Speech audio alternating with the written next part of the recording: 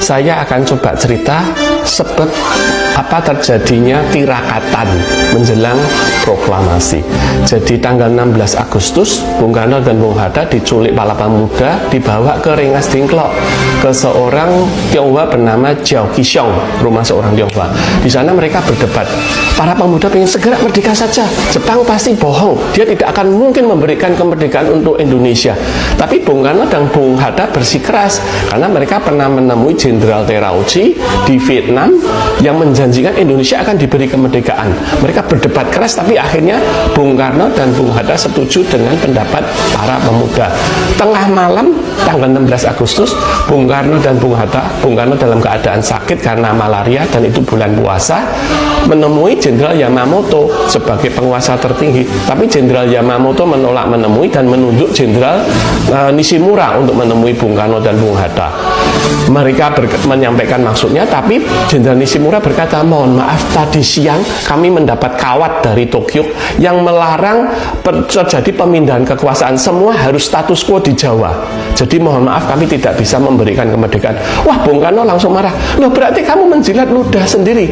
Tidak mungkin, kami sudah diberi janji oleh Jenderal Terauchi di Vietnam. Tapi Jenderal Nishimura bersikeras tidak bisa memberikan kemerdekaan. Kemudian Bung Hatta berkata, mana jiwa samurai orang Jepang? Apa yang dijanjikan tidak boleh dijilat kembali. Baik, kalau kamu tidak bisa memberikan kemerdekaan, kami akan tunjukkan bagaimana jiwa samurai bertindak di zaman perubahan. Mereka berdua meninggalkan rumah Jenderal Nishimura dan diancam, tapi kalau kamu nekat menyiapkan rapat, akan kami tangkap. Tapi mereka tetap mengadakan rapat di rumah Laksamana Maeda, dan itu tengah malam mereka rapat sambil ngetik naskah proklamasi oleh Sayuti Melik, kami bangsa Indonesia dengan ini menyatakan kemerdekaan Indonesia.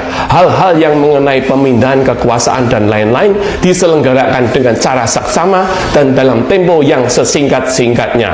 Atas nama bangsa Indonesia, Soekarno-Hatta. Itulah sebabnya terjadi tirakatan, karena persiapan kemerdekaan memang terjadi tengah malam. Dan kemudian esoknya jam 10 pagi hari Jumat Legi 17 Agustus, teks proklamasi kemerdekaan dibacakan di rumah seorang Arab bernama Farid bin Said. Itulah sejarah kemerdekaan Indonesia yang dibentuk oleh orang Tionghoa, orang Jawa, orang Arab, orang suku dari Bugis, suku dari Ambon, semuanya bersatu padu untuk Indonesia merdeka.